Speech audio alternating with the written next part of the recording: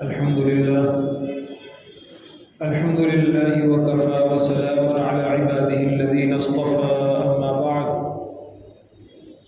قال الله تبارك وتعالى في القرآن المجيد والفرقان الحميد أعوذ بالله من الشيطان الرجيم بسم الله الرحمن الرحيم إن الذين قالوا ربنا الله ثم استقاموا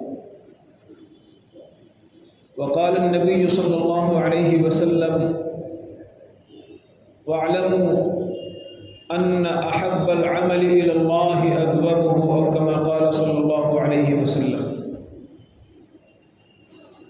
محترم بزرگوں اور دوستوں، اللہ تبارک و تعالی نے ہمیں ہدایت اور ایمان عطا فرمایا ہے، اور اللہ نے اس کا حکم بھی دیا ہے کہ جو ہدایت اور ایمان تمہیں نصیب ہو گیا، تمہیں عطا ہو گیا، اس پر مرتے دم تک ڈٹے رہو، اس پر مرتے دم تک جمے رہو۔ تو دین پر استقامت، دین پر جماؤ اور دین میں ڈٹے رہنا، یہ قرآن و حدیث کا حکم ہے، انبیاء کا طریقہ ہے، صحابہ کا عمل ہے، اور اہل اللہ اور علماء عظام کا راستہ ہے۔ ہوتا یہ ہے کہ ہم چھوڑ پکڑ والا دین پر عمل کرتے ہیں، جو دیندار طبقہ ہے، جن کو دیندار کہا جاتا ہے، جو علماء سے جڑے ہوئے ہیں، دعوت و تبلیغ سے وابستہ ہیں، دینی کام کر رہے ہیں، تو وہ طبقہ جو دیندار سمجھا جاتا ہے وہ بھی دین کو تھوڑے تھوڑے عذر سے، تھوڑے تھوڑے بہانے سے ٹرخا دیتا ہے۔ کوئی ذرا سے رکاوٹ آ گئی، آج عمل نہیں کرنا ہے، تھوڑا سا سر میں درد ہو گیا، آج زور کی سنت نہیں پڑھنا ہے، تھوڑا سا کوئی چیز رکاوٹ آ گئی، آج یہ کام نہیں کرنا، ہلکی سی بارش ہونے لگی، آج گھر پہ نماز پڑھ لیں گے۔ تو دین پر استقامت اور دین کے سلسلے میں پختگی، دین کے سلسلے میں جماؤ اور پابندی کے ساتھ دین پر ڈٹے رہنا، یہ حکم ہے باقاعدہ۔ اللہ تبارک و تعالی نے اس کا حکم دیا ہے، نبی پاک صلی اللہ علیہ وسلم نے اس کا حکم دیا ہے۔ ایک صحابی آئے، کہنے لگے یا رسول اللہ، مجھے آپ کوئی ایسا عمل بتا دیجئے کہ آپ کے بعد مجھے کسی سے کچھ پوچھنے کی ضرورت نہ پیش آئے۔ ایک ایسا عمل بتائیے آپ کے بعد میں کوئی اس سلسلے میں کسی اور سے کوئی سوال نہ کروں۔ آپ نے فرمایا قل آمنت باللہ ثم استقم، ایمان اور پھر ایمانی تقاضوں پر استقامت،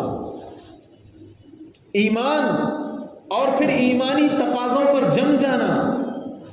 تھوڑے موڑے حالات کی وجہ سے اپنے دینی تقاضوں کو نظر انداز نہیں کرنا چاہیے، اپنے دینی ترتیب کو نہیں چھوڑنا چاہیے۔ ہلکے سے عذر کی وجہ سے آدمی اپنے دینی تقاضوں کو چھوڑ دیتا ہے، یہ انبیاء کا طریقہ نہیں ہے، یہ قرآن و حدیث کی سنت کے خلاف ہے۔ اللہ کے نبی صلی اللہ علیہ وسلم جب آپ اپنے مشن کو لے کر کھڑے ہوتے ہیں، شروع کا دور ہے، کفار قریش ابو طالب کے پاس آئے اور کہنے لگے اپنے بھتیجے کو آپ روکیے، اس مشن سے روکیے، یہ ہمارے معبودوں کو برا کہتے ہیں، ایک اللہ کی بات کرتے ہیں، وحدانیت سکھلاتے ہیں، آپ ان کو روکیے۔ اگر آپ ان کو نہیں روکتے تو پھر ہم روکیں گے۔ ابھی تک پیار سے، یہ پہلی گفتگو تھی کفار قریش کی جس میں تھوڑا سا سختی تھی لہجے میں، پہلی مرتبہ ابو طالب کے سامنے اس کا ذکر آ رہا ہے۔ اگر آپ اپنے بھتیجے کو نہیں روک پائیں گے پھر ہم روکیں گے، اور ہم کیسے روکیں گے وہ ہم جانتے ہیں۔ ابو طالب تھوڑا سا پریشان ہو گئے، اللہ کے پیغمبر صلی اللہ علیہ وسلم کو بلایا اور کہا بھتیجے ایسا ایسا واقعہ پیش آیا ہے، یہ لوگ آئے تھے، مجھے اندیشہ ہے کہیں یہ تمہیں کوئی گزند نہ پہنچا دیں، کوئی تکلیف نہ پہنچا دیں۔ اس وقت اللہ کے پیغمبر صلی اللہ علیہ وسلم نے جو جواب دیا وہ سیرت کی کتابوں میں آج بھی لکھا ہوا ہے۔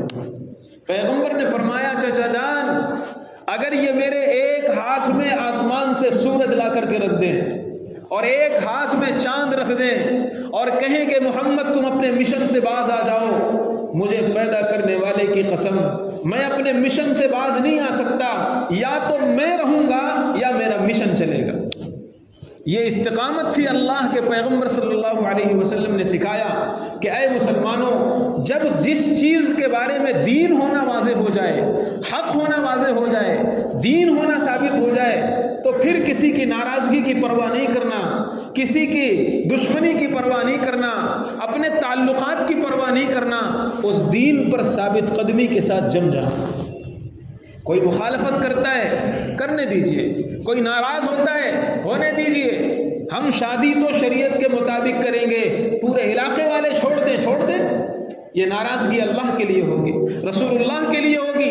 رسم و رواج ہم اپنی شادیوں میں نہیں کریں گے، علاقہ ناراض ہوتا ہے ناراض ہو جائے۔ ہم اپنے گھروں میں شرعی پردہ لائیں گے، چچا زاد، پھوپھی زاد، خالہ زاد، مامو زاد، کزن، بھائی بہن غیر محرم ہیں، ایک دوسرے کے ساتھ یہ خوش گپیاں نہیں کر سکتے، تنہائی میں بیٹھ کر ہنسی مذاق نہیں کر سکتے۔ ہم اپنے گھروں میں شرعی پردہ لائیں گے، کوئی بھی ناراض ہو جائے ہمیں اس کی پرواہ نہیں ہے، دین ہے، شریعت ہے۔ ہم نے تو دین کو بس یہ سمجھا ہے کہ من کرے تو دین پر عمل کر لو، اور اگر تھوڑا سا بھی کوئی ناراض ہوتا ہے چھوڑو یار، کمپرومائز بھی تو کوئی چیز ہے۔ اللہ کے پیغمبر صلی اللہ علیہ وسلم نے دین پر صحابہ کس طرح عمل کرتے تھے، ایک چھوٹی سی چیز، معمولی سی معمولی چیز اگر ان کو معلوم ہو جاتی تھی پھر وہ چھوٹ نہیں پاتی تھی۔ حضرت علی رضی اللہ تعالیٰ، مسلم شریف کی صحیح حدیث ہے، حضرت علی رضی اللہ تعالیٰ عنہ ایک مرتبہ بیان کرنے لگے، ایک واقعہ، ایک بات کہنے لگے کہ نبی کی لاڈلی بیٹی حضرت فاطمہ رضی اللہ تعالی عنہ گھر کا سارا کام خود ہی کرتی تھی، بچوں کو خود ہی دیکھتی تھی، چکی بھی خود ہی پیستی تھی، گھر میں آٹا وغیرہ کا انتظام خود ہی کرتی تھی۔ تو میں نے ہی ایک مرتبہ مشورہ دیا کہ کوئی غلام اپنے نبی کے پاس جاؤ، والد محترم کے پاس جاؤ، کوئی غلام مانگ لو تاکہ کم سے کم گھر کے باہر کا کام وہ کر لے، گھر کے اندر کا کام تم کر لو، آسانی ہو جائے گی۔ پہلے تو کئی دنوں تک ہمت نہیں پڑی۔ حضرت فاطمہ رضی اللہ تعالی عنہ ایک مرتبہ ہمت کر کے پہنچی۔ اتفاق دیکھیے، غلام آئے ہوئے تھے اور غلام ہی تقسیم ہو رہے تھے، لیکن چونکہ مجلس میں مرد حضرات بیٹھے تھے، حضرت فاطمہ رضی اللہ تعالی عنہ امی جان حضرت عائشہ رضی اللہ تعالی عنہ کے پاس گئیں اور ان کے کان میں بتا دیا کہ یہ اس واقعے اس غرض سے میں آئی تھی اور چلی آئی۔ اللہ کے نبی صلی اللہ علیہ وسلم کو معلوم ہوا، جب آپ فارغ ہو گئے، رات میں حضرت فاطمہ رضی اللہ تعالی عنہ کے گھر تشریف لے گئے۔ حضرت علی فرماتے ہیں رضی اللہ تعالی عنہ، ہم اپنے بستر میں لیٹ چکے تھے، ہم نے اٹھنا چاہا، نبی نے فرمایا لیٹے رہو، اور آپ ہم دونوں کے بیچ میں بیٹھ گئے، اور اس وقت آپ نے فرمایا بیٹی، سوتے وقت 33 مرتبہ سبحان اللہ، 33 مرتبہ الحمدللہ اور 34 مرتبہ اللہ اکبر پڑھ لیا کرو، یہ غلام سے بہتر ہے۔ 33 مرتبہ سبحان اللہ، 33 مرتبہ الحمدللہ، 34 مرتبہ اللہ اکبر پڑھ لیا کرو، یہ غلام سے بہتر ہے۔ حضرت فاطمہ نے زندگی بھر غلام نہیں مانگا۔ علماء نے اس حدیث کی شرح میں لکھا ہے کہ اگر کسی کو تھکاوٹ ہو، بہت زیادہ تھکاوٹ ہو، اور سوتے وقت وہ یہ تسبیح پڑھ لے، اس کو تسبیح فاطمی کہا جاتا ہے، اسی وجہ سے جو حضرت فاطمہ رضی اللہ تعالی عنہ کو سکھلائی گئی تھی۔ علماء نے فرمایا تھکاوٹ دور ہو جائے گی۔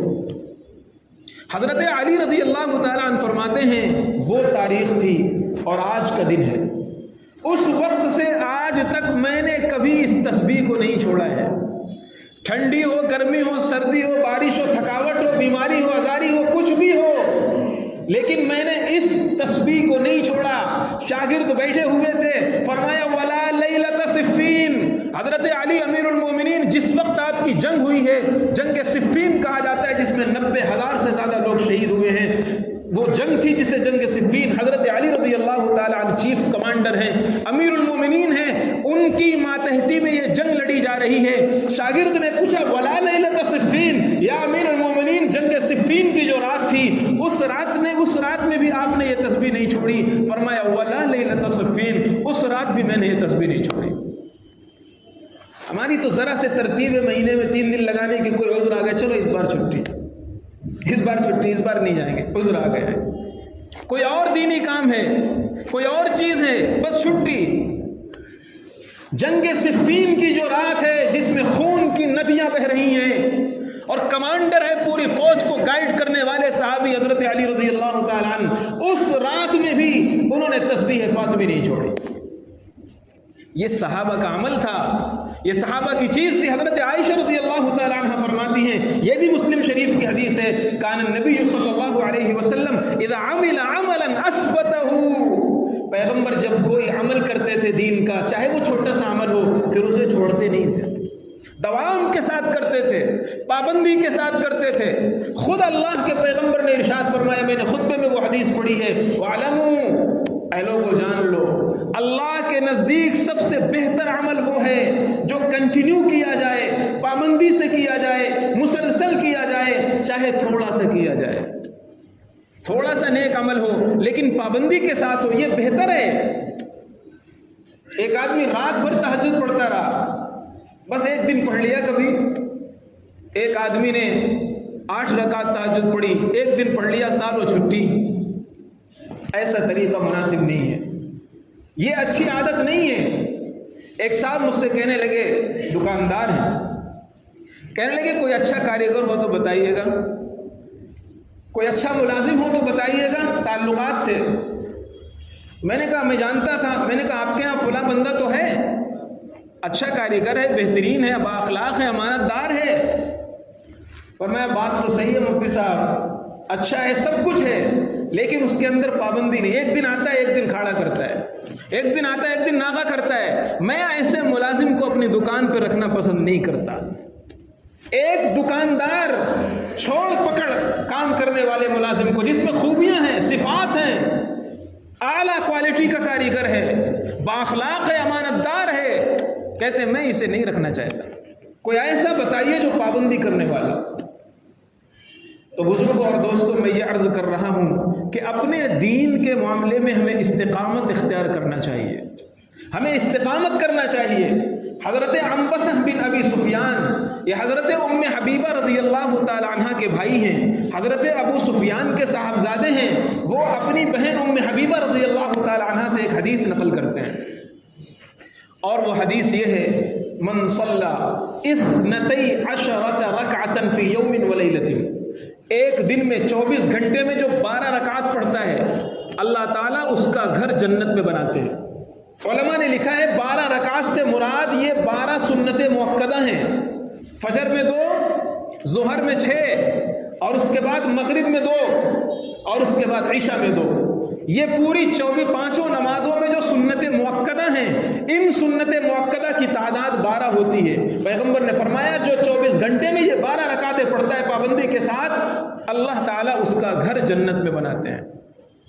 اب آپ دیکھیے ذرا، اس حدیث کی راویہ حضرت ام حبیبہ رضی اللہ تعالی عنہ فرماتی ہیں، جب سے میں نے پیغمبر سے یہ حدیث سنی، آج تک میری 12 رکعتیں کبھی نہیں چھوٹی۔ حضرت عنبسہ بن ابی سفیان جو ام حبیبہ سے نقل کرتے ہیں، فرماتے ہیں جب سے میں نے اپنی بہن ام حبیبہ سے یہ حدیث سنی، آج تک مجھ سے 12 رکعتیں نہیں چھوٹی۔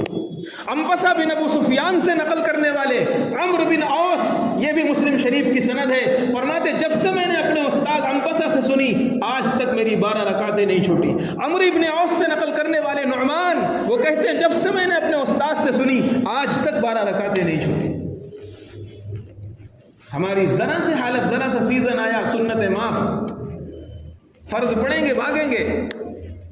ابھی جمعہ کی نماز ہوگی، جمعہ کی نماز فرض ختم ہوگی اور لوگ ایسے بھاگیں گے جیسے جیل خانے سے بھاگ رہے ہیں، سنتیں پڑھنا ہی نہیں۔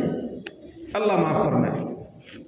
یہ علامات قیامت میں سے کتابوں میں لکھا ہوا ہے، کتابوں میں یہ لکھا ہوا ہے، جب ایسا دور آ جائے لوگوں کا دل مسجد میں نہ لگے، مسجد میں بے چینی ہو، کڑھن ہو، سمجھنا قیامت قریب ہے۔ ادھر ارتفعت الاصوات فی المساجد، مسند احمد کی حدیث ہے، ٹاپک چینج ہو جائے گی ورنہ میں بتاتا، جب مسجدوں میں شور ہونے لگے، یہاں سے آوازیں آئیں، وہاں سے آوازیں آئیں، یہاں سے بات شروع ہو، جب مسجدوں میں آوازیں اٹھنے لگے، سمجھ جانا قیامت قریب آ چکی ہے۔ ہر طرف بے دینی ہے، تنہما داغ داغ شد کنبا کجا کجا نے، سارا جسم چھلنی ہو گیا ہے، مرہم کہاں کہاں لگایا جائے۔ بزرگوں اور دوستوں، میں عرض یہ کر رہا ہوں کہ اپنے دین کے معاملے میں ہمیں دیکھنا چاہیے، کسی کی پرواہ کیے بغیر اپنے دین کے معاملے میں ثابت قدمی اختیار کرنا چاہیے۔ صحابہ کا طریقہ یہی تھا۔ حضرت عائشہ رضی اللہ تعالی عنہ کی حدیث ہے، صحیح حدیث ہے، فرماتی ہیں میں نے نبی پاک صلی اللہ علیہ وسلم کو دیکھا، آپ چاشت کی 8 رکعت آپ نے پڑھی تھی، چاشت کی 8 رکعت آپ نے پڑھی۔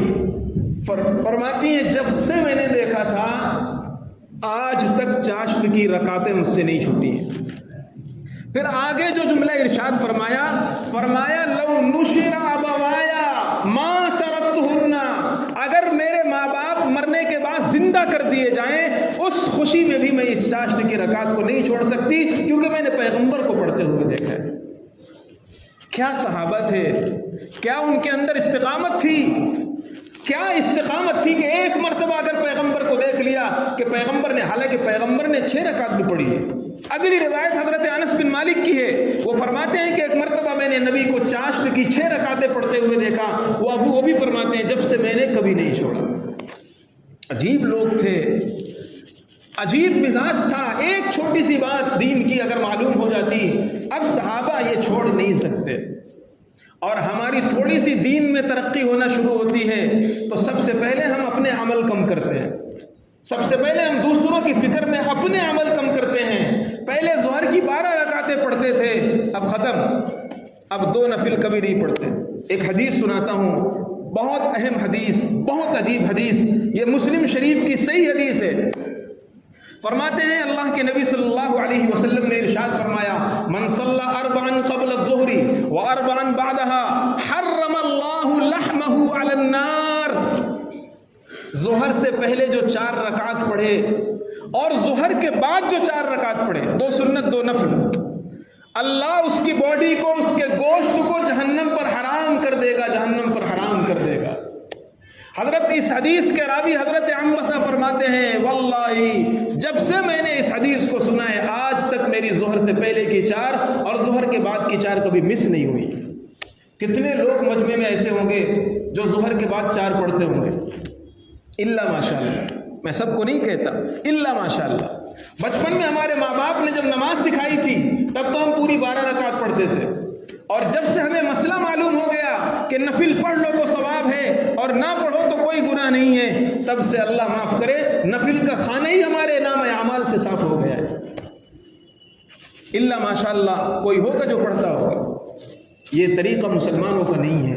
صحابی کہہ رہے ہیں، راوی حدیث کہہ رہے ہیں کہ جب سے میں نے پیغمبر کو یہ فرماتے ہوئے سنا یہ حدیث، میری ظہر کی بعد کی بھی 4 رکعت جو کہ نفل ہے تو کبھی مس نہیں ہوئی۔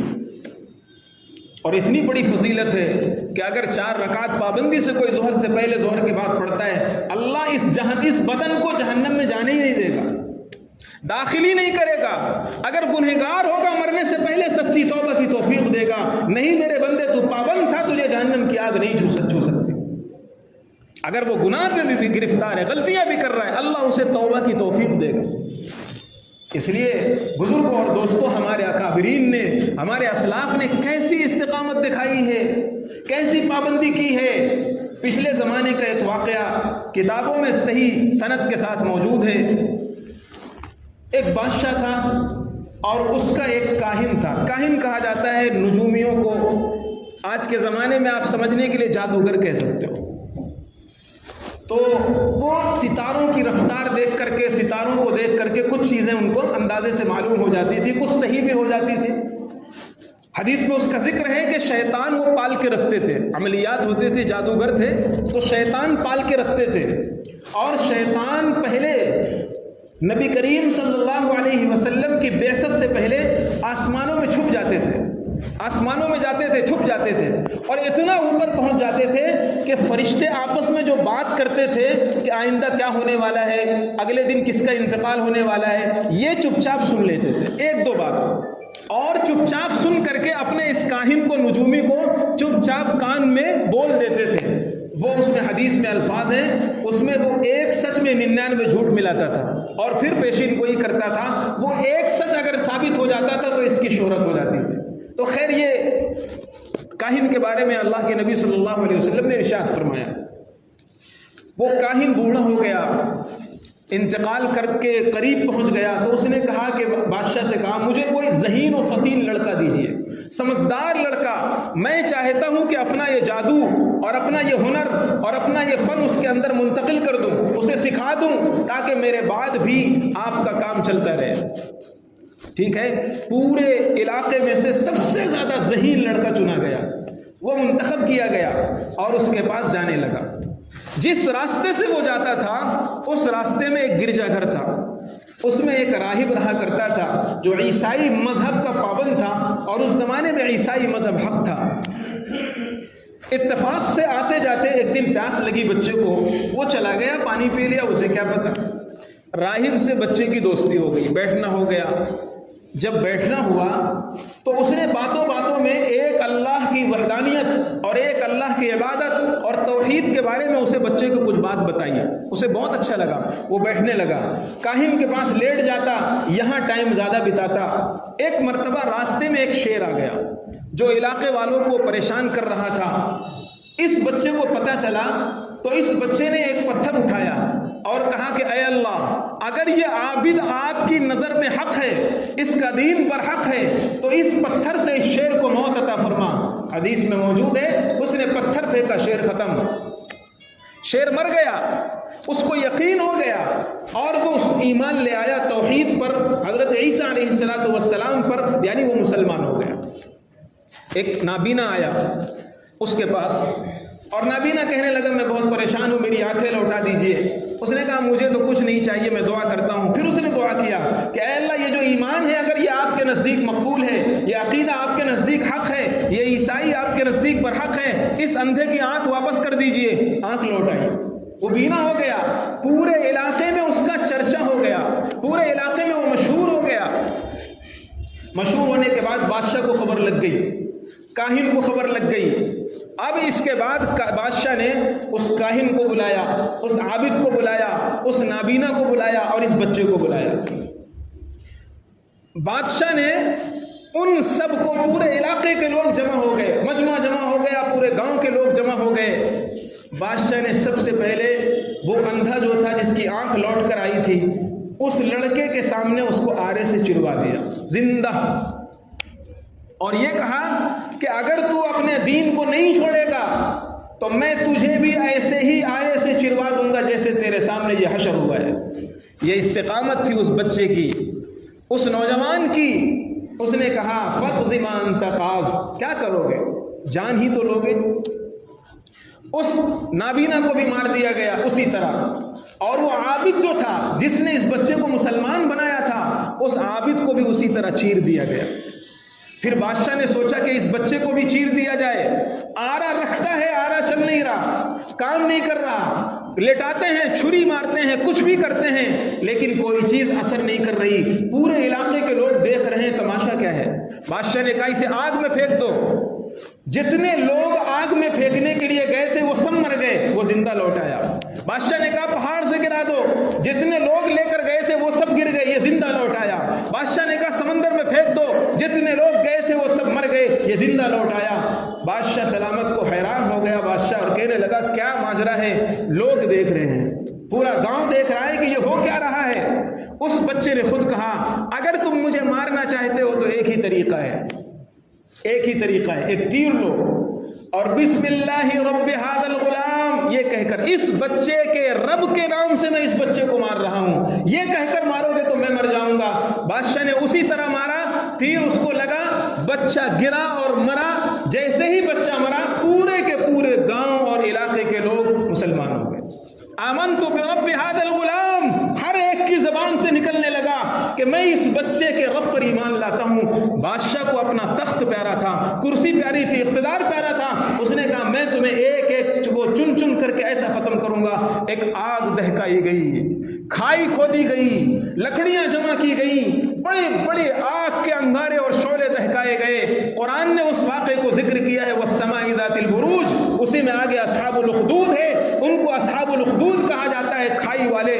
بڑے بڑے آگ کے انگارے اور شعلے جلائے گئے، پورے کے پورے گاؤں کو اس آگ میں بھون دیا گیا، لیکن کسی ایک بندے نے اپنے ایمان سے سودا نہیں کیا۔ استقامت تھی. ذرا سی بات پر ہم دین کو سائڈ رکھ دیتے ہیں، بالائے طاق کر دیتے ہیں. فلاں کی ناراضگی، فلاں لوٹ جائے گا، فلاں ایسا ہو جائے گا، ہم اپنے دین کا سودا کر لیتے ہیں. لیکن بزرگوں اور دوستوں، یہ ہمارے اسلاف کا طریقہ نہیں ہے. یہ ہمارے قرآن و حدیث سے یہ نہیں سکھایا گیا. میں نے خطبے میں قرآن کی ایک آیت پڑھی تھی، ان الذین قالوا ربنا اللہ، وہ لوگ جو یہ کہتے ہیں ہمارا رب اللہ ہے، ثم استقاموا، پھر اس پر جم جاتے ہیں، اس پر ڈٹ جاتے ہیں اور اسی تقاضے پر عمل کرتے رہتے ہیں، یہ لوگ اللہ کی نظر میں کامیاب ہیں. یہ لوگ اللہ کی نظر میں کامیاب. ایک دن نماز پڑھ لی ہے، 2 دن چھٹی، ایک دن کبھی فجر میں اٹھ گئے، 1 ہفتہ چھٹی. یہ کون سی مسلمانی ہے؟ یہ کون سا اسلام ہے؟ امام احمد بن حنبل رحمۃ اللہ علیہ، 2-3 منٹ باقی ہے، بات پوری ہو جائے گی انشاءاللہ. امام احمد بن حنبل رحمۃ اللہ علیہ بڑے ائمہ میں سے ہیں. ایک بڑا طبقہ ان کو فالو کرتا ہے، ان کو مانتا ہے. بڑے محدث اور بڑے بزرگ آدمی تھے. ایک مسئلہ اٹھایا، ایک مسئلہ پیدا ہوا، انہوں نے فتویٰ دے دیا بادشاہ کے اگینسٹ. اس وقت بادشاہ تھا معتصم باللہ، مسلمان بادشاہ، معتصم باللہ کے خلاف فتویٰ دے دیا. بادشاہ نے گرفتار کیا.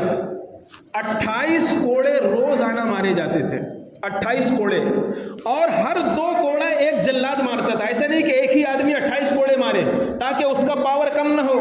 2 کوڑے ایک آدمی لایا جاتا تھا، جلاد تازہ دم، وہ مارتا تھا. راوی کہتے ہیں اگر ایک کوڑا ہاتھی پر مارا جاتا تو بیٹھ جاتا ہوں. اتنا طاقت کے ساتھ، اتنا شدت کے ساتھ مارا جاتا. حضرت امام احمد بن حنبل کے صاحبزادے کہتے ہیں جب وفات سے پہلے حضرت کو غسل دینے کے لیے کپڑے اتارے گئے اور بدن کھولا گیا تو پورے بدن میں داغ ہی داغ تھے. امام احمد بن حنبل رحمۃ اللہ علیہ کے پاس لوگ آتے، حضرت کچھ رائے بدل دیجئے، حالات، زمانہ، تقاضا، یہ تکلیف نہیں جھیلی جاتی، رائے بدل دیجئے. امام احمد بن حنبل رحمۃ اللہ علیہ بس ایک ہی جواب دیتے، آتونی شیئا من کتاب اللہ او سنت رسولہ، اللہ کا کلام میرے پاس لاؤ یا کسی حدیث کی دلیل لاؤ، ورنہ احمد کی جان جا سکتی ہے، رائے نہیں بدل سکتی. چنانچہ کوڑے کھاتے رہے اور کئی مہینے، سالوں حضرت کو جیل میں اسی سختی کے ساتھ رہنا پڑا. لیکن مجال ہے ایک دن بھی رائے بدل جاتی. آج ہم ذرا سے مال کی لالچ میں سودا ڈیل کینسل نہ ہونے پائے، مفتی صاحب کوئی شکل نکالیے، ہے حرام، ناجائز ہے، ڈیل تھوڑا زیادہ ہے، کوئی شکل بتائیے، حرام ہے، ناجائز ہے، نہیں چلے گا، توبہ کر لیں گے. یہ مسلمانوں کا طریقہ نہیں ہے. دین پر ثابت قدمی ہمیں آنا چاہیے، دین پر ہمیں استقامت آنا چاہیے. کوئی روٹتا ہے روٹ جائے. ایک حدیث اور سناتا ہوں، حضرت عائشہ رضی اللہ تعالیٰ عنہ کی روایت ہے، طبرانی حدیث کی کتاب ہے، اس میں موجود ہے. فرماتی ہیں اگر کوئی بندہ دین پر جمتا ہے، دین پر چلتا ہے اور دین پر چلنے کی وجہ سے کوئی ناراض ہو جاتا ہے، اللہ اسے مرنے سے پہلے اس کو راضی کر دے گا. یہ ناراض ہو رہا ہے، ٹھیک ہے، یا تو اللہ اسے مرنے سے پہلے راضی کرے گا یا میدان محشر میں راضی کرے گا، لیکن راضی کر کے رہے گا. اللہ کو غیرت آتی ہے، میرا بندہ میرے لیے روٹنا اور ناراضگی جھیلنا برداشت کر رہا ہے، میں اسے رسوا نہیں ہونے دوں گا. اس لیے استقامت پیدا کیجئے، اپنے اندر دین کے معاملے میں جماؤ پیدا کیجئے، ٹھہراؤ پیدا کیجئے، جو اعمال ہیں ان پر پابندی کیجئے. اللہ تبارک و تعالیٰ سے دعا ہے اللہ تعالیٰ ہمیں عمل کی توفیق عطا فرمائے اور دین پر صحیح استقامت عطا فرمائے. صحابہ نے جیسے کیا، تابعین نے جیسے کیا، بزرگان دین نے جیسے کیا، اسلاف نے جیسے کیا، وہ چیزیں ہمارے اندر بھی منتقل فرمائے. وآخر دعوانا الحمد للہ رب العالمین.